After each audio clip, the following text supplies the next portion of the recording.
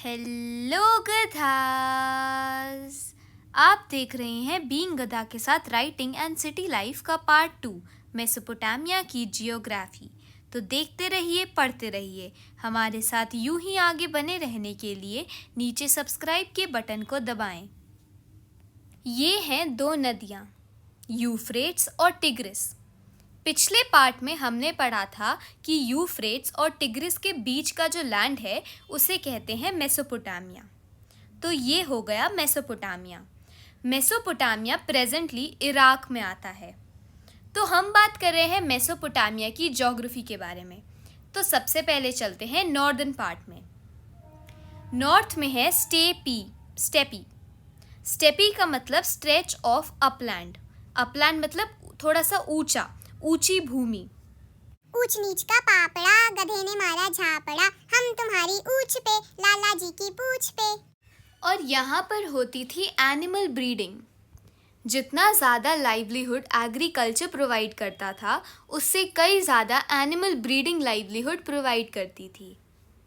ठंडों में बारिश होने के बाद कुछ एनिमल्स जैसे कि शीप और गोट्स, ये सब लो श्रब्स और ग्रासेस पर फीड करते थे। अब चलते हैं नॉर्थ ईस्ट में। नॉर्थ ईस्ट में थे ग्रीन अंड्यूलेटिंग प्लेन्स, मतलब थोड़े ऊबड़ खाबड़ से, थोड़े से ऊपर थोड़े से नीचे, ऐसे अजीब से प्लेन्स थे। और ट्री कवर्ड माउंटेन्स थे, पहाड़ थे जिन पे बहुत सारे ट्रीज थे, ये वाले। तीसरा क्लियर स्ट्रीम्स, मतलब साफ सुथरी नदियाँ थीं। फिर enough rainfall to grow crops, अच्छी खासी वहाँ पे बारिश होती थी कि क्रॉप्स तो ग्रो हो ही सकते हैं।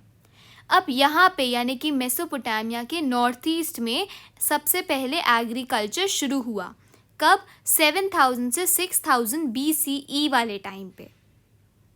एग्रीकल्चर तो शुरू होना ही था जब इनफ रेनफॉल है, और जब भी मतलब रिवर के आसपास का जो एरिया होता है वो जनरली बहुत ज़्यादा फर्टाइल होता है, तो इसीलिए वहाँ पे एग्रीकल्चर शुरू हो गया। अब चलते हैं मेसोपोटामिया की ईस्ट साइड पे। मेसोपोटामिया की ईस्ट साइड्स पे थी ट्रिब्यूटरीज, और वो रूट्स ऑफ कम्युनिकेशन प्रोवाइड करती थी। इस तरीके की ट्रिब्यूटरीज थी और ये एक जगह को दूसरी जगह से कनेक्ट कर रही थी, तो इस वजह से ये कम्युनिकेशन के लिए एक रूट दे रही थी। फिर आते हैं मेसोपोटामिया के सदर्न रीजन में। सदर्न पार्ट में था डेजर्ट, और यहीं पर पहली सिटीज़ और राइटिंग शुरू हुई। अब क्योंकि आसपास बहुत सारी रिवर्स थीं, तो बहुत सारा सिल्ट आता था, यानी फाइन मड आती थी। इस वजह से सिटीज़ को एक सपोर्ट मिल रहा था। और जब भी इन रिवर्स का पानी बहता था फील्ड्स के थ्रू, तो बहुत सारी फर्टिलिटी इकट्ठी हो जाती थी, बहुत सारा सिल्ट डिपॉजिट हो जाता था। अब सदर्न पार्ट में था डेजर्ट। तो देखते हैं कि जब यूफ्रेट्स डेजर्ट में मिलती थी तो क्या होता है। तो ये है डेजर्ट और ये रही यूफ्रेट्स। तो जब यूफ्रेट्स डेजर्ट में एंटर करती थी तो जो पानी होता था वो छोटे छोटे चैनल्स में फ्लो करने लग जाता था, और ये चैनल्स बैंक्स भर देती थीं।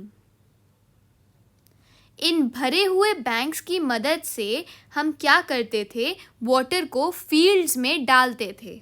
मतलब कि ये जो बैंक्स थे ये इरिगेशन कैनाल्स की तरह काम करते थे पास्ट में, और इनकी मदद से हम फील्ड्स में जब भी पानी की ज़रूरत होती थी तो पानी डाल देते थे। अब हमने देखा एग्रीकल्चर तो हो ही रहा था, एनिमल ब्रीडिंग भी हो रही थी, जिसकी मदद से क्या क्या मिल रहा था हमें। मीट मिल रहा था, वूल मिल रहा था, मिल्क मिल रहा था, और ये सब एबंडेंस में मिल रहा था, बहुत सारा मिल रहा था। और क्या चीज़ें थी, हमें फ़िश भी मिली। फ़िश कहाँ से मिली? जो आसपास की रिवर्स थी, तो फ़िशिंग भी शुरू हो गई। और डेट पाम्स जो कि एक प्लांट है, उसके फ्रूट्स मिल रहे थे। कब? समर वाले टाइम पे मिल रहे थे। तो हमें क्या क्या मिला?